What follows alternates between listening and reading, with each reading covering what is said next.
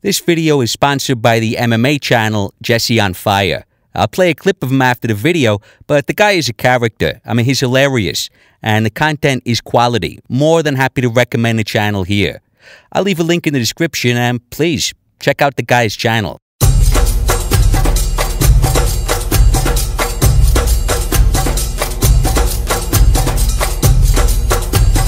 It's difficult to think of Francis Ngannou as an underdog. With the physical attributes he has, I almost feel sorry for his opponents, having to make that walk, knowing that their night is very likely to end in a uniquely devastating fashion, in the type of sinister ultra-violence that can only be administered by a small number of gifted athletes.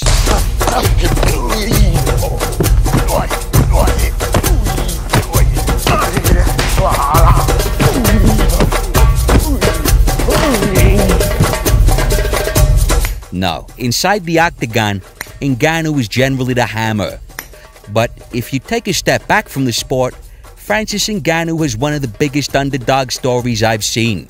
His presence in the UFC is about as unlikely as it gets. When you consider the circumstances of his youth, the sense of utter hopelessness that pervaded his hometown, and the series of immense obstacles that would stand in his way, you could almost say that this man simply should not be here.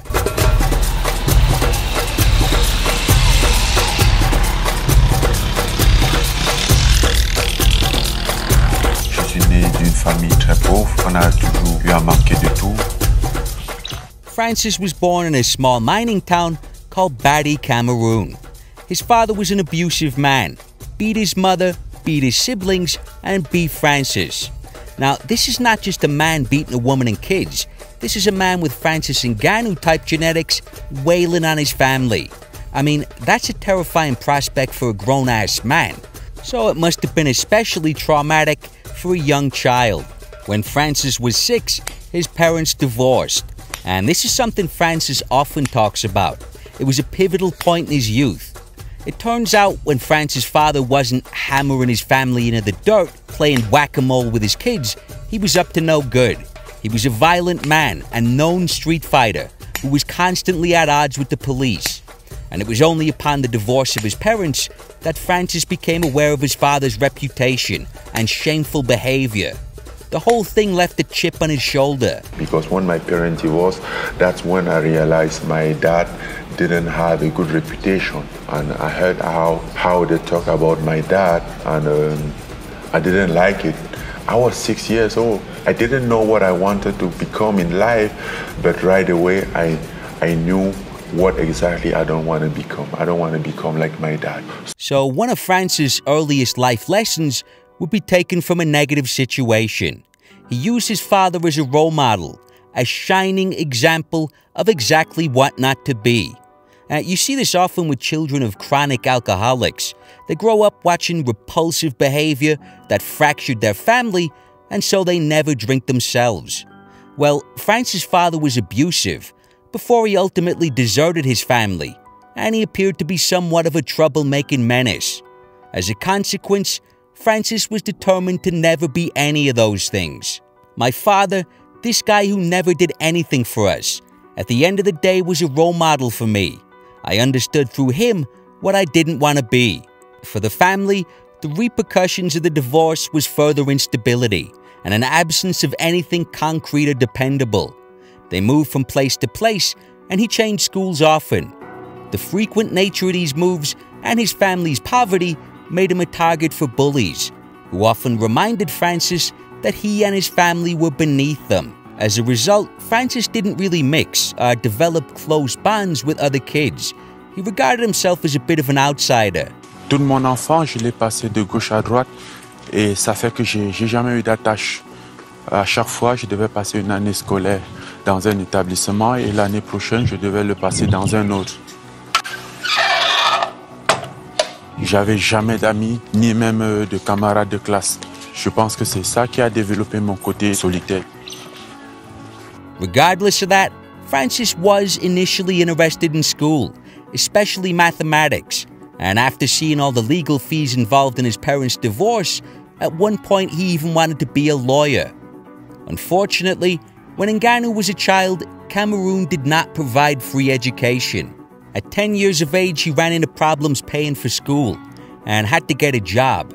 Now, obviously, that's not a normal consideration for a child, juggling work and education. But this was not uncommon for children in the area. I mean, I call them children, but if you're working a job to pay for school, that's not a childhood. That's more responsibility than plenty of the fucking losers masquerading as adults these days. I mean, I've seen life grind people down, especially if they don't have any real passion for their chosen vocation. Out of college, bright-eyed and bushy-tailed, they get the first real job that gobbles up their entire life, and over the next decade or so, you see the light gradually leave their eyes. They wither away like a potted plant in the shade. But the idea of a 10-year-old child being exposed to that type of bleak, suffocating shitness is just grim, and grind them down it certainly did. When they're born and raised there, I know what is the main problem in that locality. People doesn't allow themselves to dream. They quit their dream and then just like, okay, whatever will happen, will happen. Francis' job was by no means easy. It was tough manual labor, back-breaking work in a sand mine. A couple years ago, a number of photos emerged online of men in Cameroon who were diving into rivers with a bucket to scrape sand from the riverbed. And these guys, they looked like UFC fighters. This was hard labor. Now, Francis wasn't diving for sand, but here's a description of his day-to-day, his duties as a gainfully employed child laborer. It was grueling and dangerous work, spending hours shoveling sand into the backs of trucks so it could be shipped to big cities for use in construction. Sometimes he would stand all day in water up to his shins, scooping sand out of the riverbed. Other days would be spent at the bottom of a steep quarry, where large chunks of earth often broke free from the high cliffs and tumbled down on the workers. Dangerous environment for a child, or an adult, actually, and workers were prone to fatal accidents. Ça, c'est la partie la plus technique. Il y en a qui ont laissé la vie. But under the circumstances, Francis didn't have much of a choice. He needed the job, and so he approached it with tenacity and determination. Quand nous étions à la carrière en train de travailler, bon, à lui seul, il remplaçait 2 ou 3 personnes. À chaque minute, il ne pouvait pas rester comme ça là, sans être en train de travailler. Toujours en train de travailler, toujours en train de chercher à bien faire. Francis slaved away in that quarry for around a decade. In that time, he came across highlights and documentaries of Mike Tyson. Now, one of the things that really stands out about Francis is his vision and self-belief.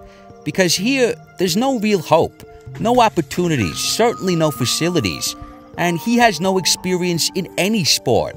Unlike his father, he wasn't a street fighter, and yet, at some point, he simply decided he was gonna be a world champion. When he told people about his dream, they thought he was crazy, and they were right to think that. It was an absurdly improbable goal. Je n'étais pas satisfait de ce que je faisais. Je sentais qu'il y avait quelque chose qui manquait. J'avais un rêve qui était au fond de moi de devenir champion de boxe, de faire la boxe. J'aimais la boxe. À 22 ans, commencer la boxe, c'était perdu d'avance. Surtout que j'étais déjà un poids lourd qui n'avait jamais fait du sport dans sa vie. Les gens ils disaient que j'étais fou, que j'avais perdu la tête. When I thought about being a boxer in Cameroon, all of them, they thought I was crazy. I mean, they could even put me in the psychiatric center.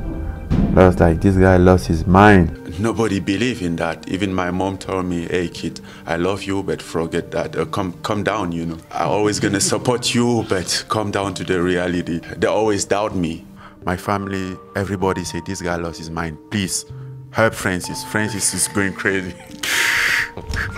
But despite the doubts, he believed he was destined for greater things. Au bout d'un moment, j'en avais marre de cette vie. Une vie pas animée, pas ambitieuse, pas rien. Les gens, il y a certains, ils font ça à 20 ans, ils sont pareils. Et moi, ça me faisait peur. Surtout quand je voyais des plus âgés qui touchaient peut-être le même salaire que le jeune qui fait ça pour payer sa scolarité. Et ça me faisait paniquer. Je ne pouvais pas. At 22, he moved to Douala, the nation's capital. Je me suis retrouvé ici quand j'ai laissé bâtir. On chargeait et déchargeait les camions, on portait les sacs, les ballots comme vous voyez derrière. Les ballots, c'est la friperie des habits. Les plus petits ballots font 55 kilos. Il y en a 100 kilos et voire même plus. Pechawata! Ah, comment?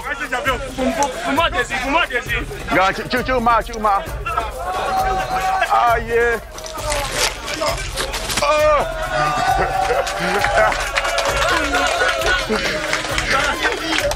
I'm gonna chase my dream. Then I saw that motorcycle. Oh, he sold his bike to go box. Yeah. What is boxing? What the hell is boxing?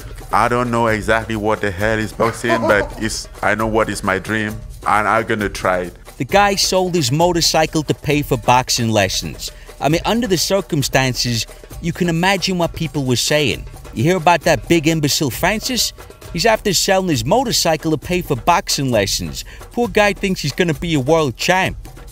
Oh, here he comes. Hey, Francis, how's the boxing going? You world champ yet, you fucking idiot? But at 22 years of age, we finally have some movement.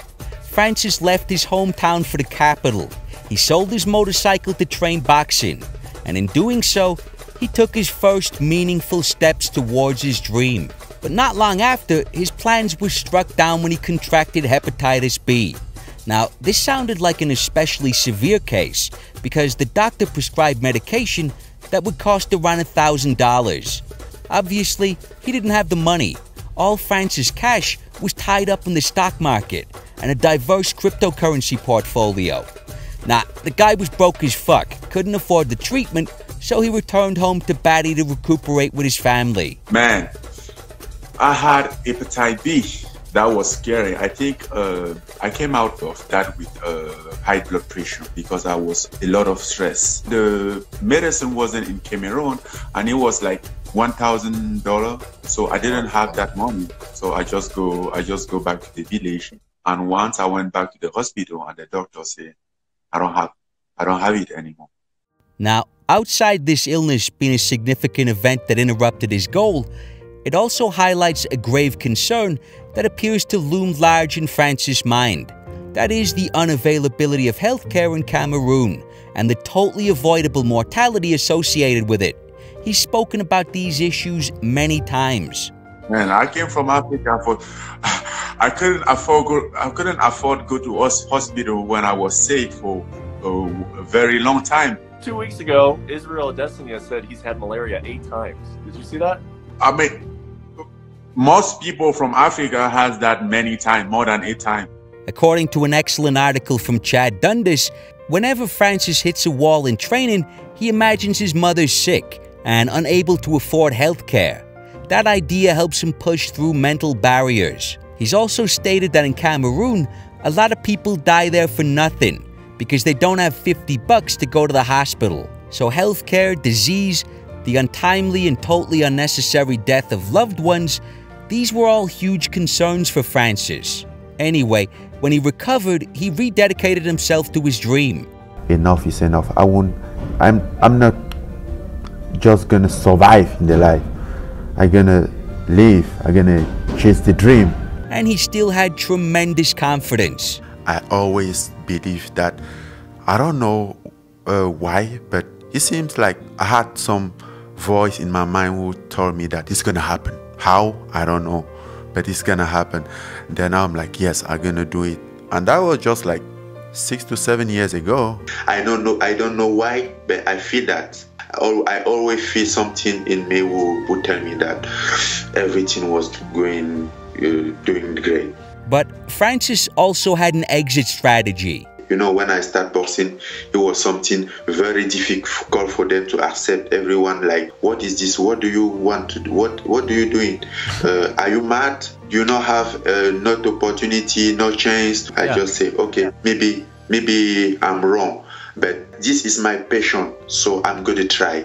Wow. After maybe a couple years, and I go to see that I'm wrong, I can go back, but I'm going to try, to not have a regret someday because I love too much. So even though the whole thing did appear to be madness, some type of psychotic episode, it was framed within sensible parameters. I'll try this thing, I'll see if it works, but if it doesn't, I'm not going to devote my entire life to it. He had an exit strategy. You know, a lot of times, if you have something you really want to do, it's hard to fully commit to other endeavors. I think you have to try the thing you're passionate about, and either fail or succeed, so you can get your answer, accept reality, and move on with your life either way. As Francis said, it's not failing that makes you a loser. Doesn't matter if I fail, you know, I can still, at least I tried. The loser is the guy who didn't try. If you try and didn't make it, you are not a loser, you know. And maybe you're gonna do something else, but be in peace with yourself. Like, okay, I tried. I'm a strong believer in that, you know. Yeah. Great quote, great mindset. You know, that's the way to look at things. Anyway, Francis realized he had reached his ceiling in Cameroon. The country simply didn't have the coaching and facilities to take him to the next level. In order to get there, he would have to make the arduous journey to Europe. I know I want to attend like in Europe. I just wanted somewhere that I will have opportunity for boxing. But I wanted a right opportunity because I realized that in Cameroon, I cannot have that opportunity. So, Francis was born in the land of no opportunity. By the time he reached his 20s, he was essentially a hard-working but unskilled laborer. He had no experience in any sport. He was in a country that offered very little to prospective fighters. And he was dirt poor. When he discussed his dream, people laughed or rolled their eyes. He got no positive reinforcement, no encouragement. Even his mother wished he would come back to reality. The guy had nothing in his life, suggesting that his goal was reasonable or even possible. Despite all this, Francis had extreme self-belief and the imagination required to connect the seemingly impossible dots of his present reality, a miserable situation in a third world, to a future reality where he was on top of the first world, holding a championship belt. Beyond that, he had a massive chip on his shoulder with regards to his father's reputation and behavior.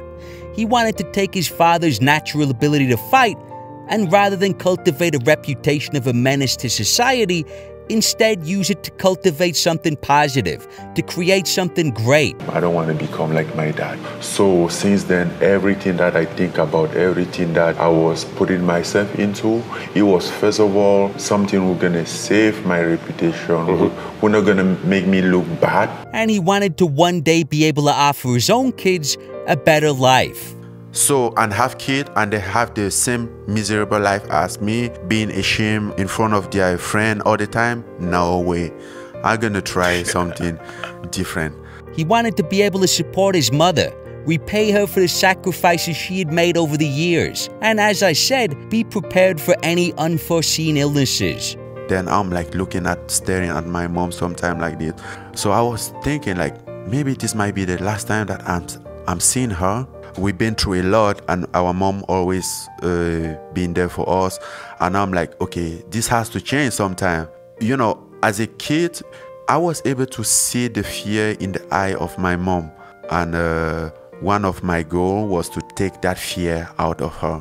And beyond all that, as we'll see, Ngannou was not only on a personal journey to a better life, he was on a crusade to right many of the wrongs that characterized his turbulent childhood. I was talking about like dreaming about somebody who could, when I was a kid, dreaming about somebody who could come there and do something for us. Unfortunately, that person never came. You know, when you grow up, I don't know if you have that feeling, but I always have this feeling of my childhood missing. Like there is something that I still have to fill up in my childhood box. I'm like, okay, I'm gonna be the guy, maybe for other kids, but for myself. So yes, Francis Ngannou had every outside factor acting against him. The universe wasn't about to cooperate. He wasn't gonna be handed a thing. But he had self-belief, a dream, and deeply personal motives for achieving his goals.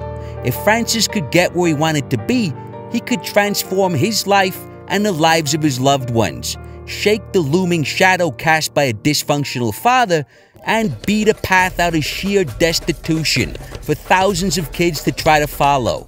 If Francis could realize his dream, he would be one of the more unlikely and inspirational success stories we've seen. But in order to get there, he would have to go through hell. Because as we're about to see, for Francis, success could only come by way of blood, sweat, and fucking tears.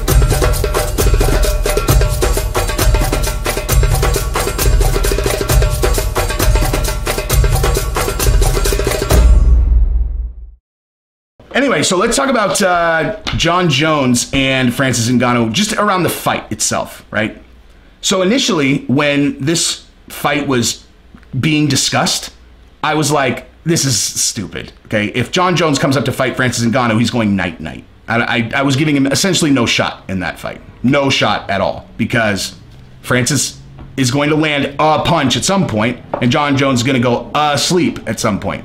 But the more I thought about it, I was like, you know, there is another side to this thing, right? There is another side to this game. And Jon, people don't give him enough credit for this particular thing, which is that he is a psychological assassin. Like, the best story I ever heard about Jon Jones, so before the first fight, he was either rolling or I don't know, he's training with Frank Mir. And Frank Mir is talking to him and asking him to predict how he was going to win the fight. And Frank said something about knocking him out, and Jon Jones is like, no. I can't knock him out in this fight. This fight, I need to break him. He needs to break, because I'm going to have to fight him again. And I need, in the back of his mind in the second fight, that I broke him in the first fight. So I need to grind him out in the first fight, and then I'll knock him out in the second fight. And I heard that story right before the second fight, and I went, oh man, he's gonna win this fight for sure.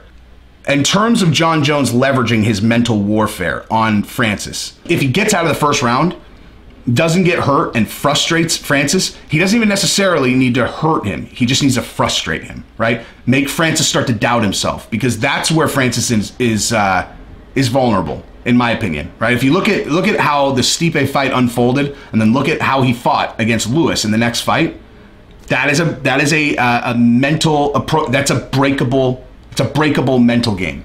I mean, it's just that simple, right? He's been broken. You've seen him break mentally.